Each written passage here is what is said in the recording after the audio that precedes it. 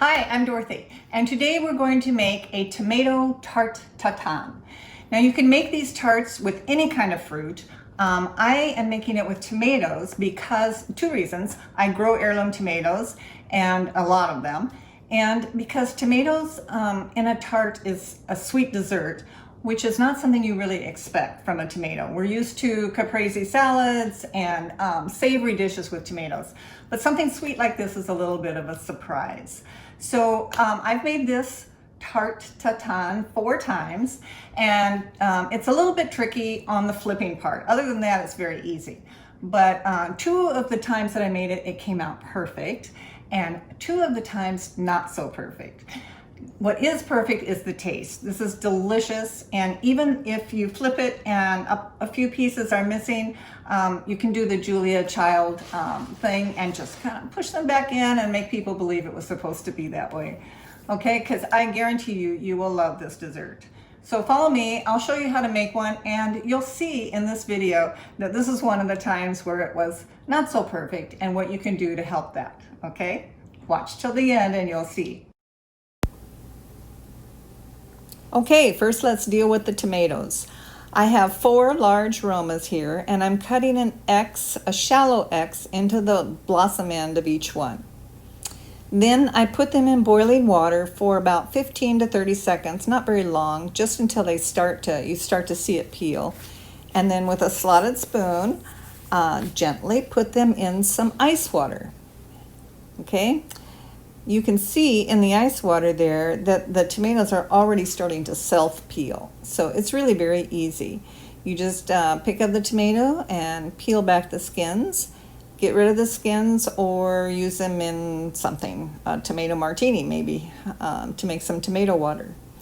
Anyway, once they're peeled, you cut the tomato in half, or you're going to core it. So depending on the size, you would either cut it in half or cut it in quarters. And then take the seeds out very gently. You don't need to scoop out every single seed, but do get the seeds out. Keep the meat because that is the tasty part. And then I sliced these into very thick slices. This tomato was pretty large, so it took 4 slices. Okay? I'm going to lay these out. Don't forget to turn your oven on to 425. Okay, next up, the butter. The butter should be at room temp, so it should have been sitting out all this time that you were working with the tomatoes. Now you can use your fingers to spread it over the pan. You can melt it a little bit. You can use a pastry brush. I did a little bit of both. I always go for the fingers first. And then you're going to sprinkle the sugar, 3/4 cup sugar, over the bottom over the pan. And this needs to be an oven-proof skillet, by the way. Cast iron is good, 9.5 inches is good. Okay, now we are arranging the tomatoes. Concentric circles, as they say. Basically, if you can just put everything in touching in a circle, and then you can come back and fill in any gaps. But you don't want any gaps because that sugar will caramelize and make it really sticky to get out. So I had 4 large aromas, and it looks like it's going to be just the right amount. Okay, as I'm working with the pie dough here, I should let you know I put the whole skillet, the whole shebang, on the stove, medium-high heat, and it's bubbling away. The sugar and butter are going to be reduced to a thick, bubbling amber syrup. So you don't have to do much. Move the tomatoes around every once in a while so they don't burn. Unroll the thawed Pillsbury dough pie crust, and here it is. See, it's still bubbling. Add a teaspoon of vanilla over the top while it's still hot, and then take your pie dough that's already in the exact same size that you need for your pan, and just place it on top of the tomatoes on the skillet. Now, a lot of recipes will tell you to take a knife and poke in the sides, which I tried to do right here, and it didn't work very well. So I just used my fingers to just crunch down the dough right around the tomatoes. Now you're going to put that in your 425 degree oven, Fahrenheit, for about 25 minutes. Put a few slits in the pie dough like this so that it can breathe. You want a breathing pie dough. And into the oven it goes. Now let it cool. After the tart has cooled about 10 minutes, take a knife and get it as loose as you can so that it's not stuck around the edges. That's going to be caramelized sugar, so you do need to get that. And here comes the tricky part. I called my husband in to help. Flip it as fast as you can.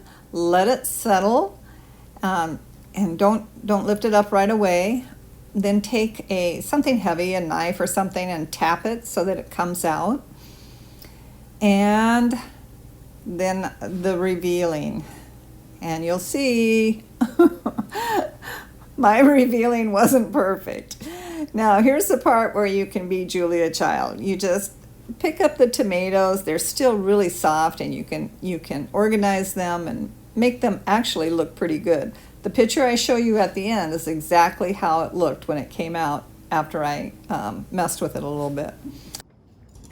Okay, so here is our tart. I guess I would call it half of a tart tatin, or 3/4 of a tart tatin. This is the part that didn't come out so good. And this is my husband Chris, who's going to help taste it. He doesn't have that much of a sweet tooth, so it'll be interesting to see if he likes this. All right, I like this with coffee, but this is just one of my favorite desserts. I think this is so good. And I did put a little bit of herbs in the crust.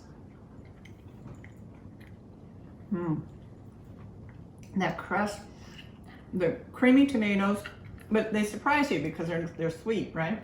Right. But they still taste like tomatoes. It's got the rich, robust flavor of the tomatoes, and then the sweet pastry dough. I love it. It's very good.